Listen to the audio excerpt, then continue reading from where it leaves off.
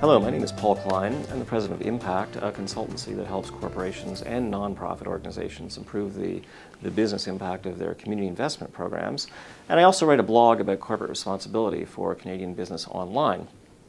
And I want to welcome you to the first in an ongoing series about corporate responsibility we're calling Conversations about Corporate Responsibility. Today, to start the series, I'm very pleased to have James Temple with me. Thank you. From Direct Energy. James is the manager of corporate donations. Direct Energy was started in North America in 2000, I believe, and is North America's largest energy retailer. It has about 5,000 employees, I believe, across North America, as well as more than 5 million business and residential customers. I thought I'd start out by asking James, at the most strategic level, I found it interesting that Direct Energy has chosen homelessness as its priority issue to focus on.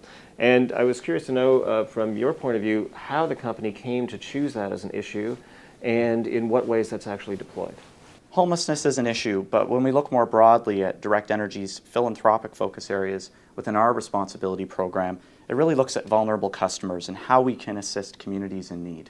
We look at how to provide energy efficiency solutions, how to support them in our employee interests, and most importantly, how we can remove barriers to access, such as energy and the affordability of that, across North America. So logically for us, homelessness was a nice fit.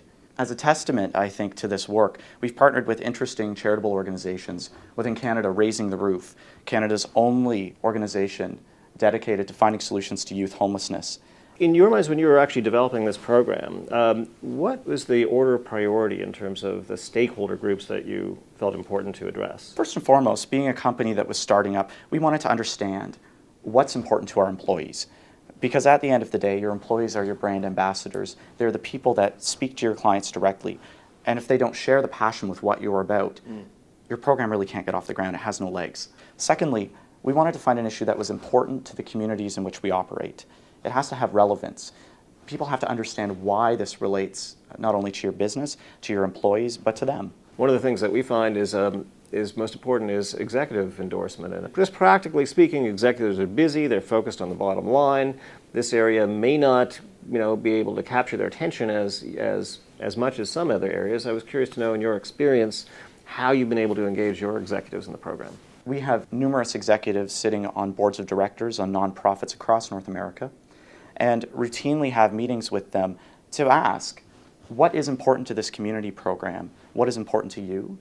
More so, here's what we've heard and what's important to our employees.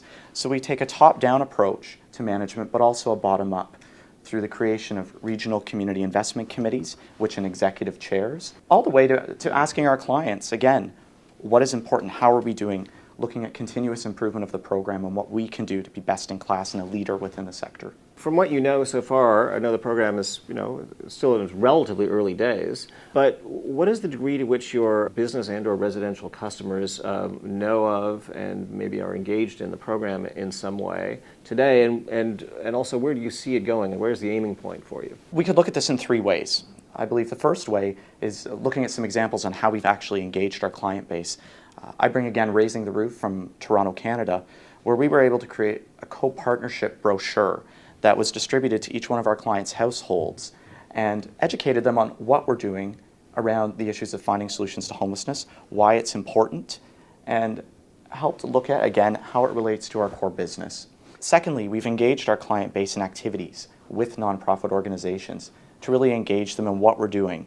We've invited them on charity walks, to partnership events where nonprofits have spoken, and really embedded messaging around corporate responsibility and community engagement into our annual report, into our corporate responsibility report. And lastly, we ask for their feedback. How does this make our brand one that you'd like to do business with? You mentioned Raise the Roof, and an organization based here in Toronto, and I believe you also, is it Star of Hope, the organization that you're a partner with in Texas? Obviously, partnerships with nonprofit organizations are fundamentally important. How did you come to choose those particular organizations? When we looked at all of our markets, we asked first our employees, what charities do you know about and what is important to the community? Because as we sit in national offices and different headquarters throughout North America in any company, we want to make sure that the charities we choose to partner with have resonance in the local market. We want to ensure that they have programs and services that we can be fully engaged in, because we see community investment as a joint partnership. It's not just about giving money to a charity. It's about how we can work together to have joint ownership of that program, the corporation embedding skilled volunteer activities, engaging our staff in team building exercises, understanding how nonprofits work because they have great wisdom.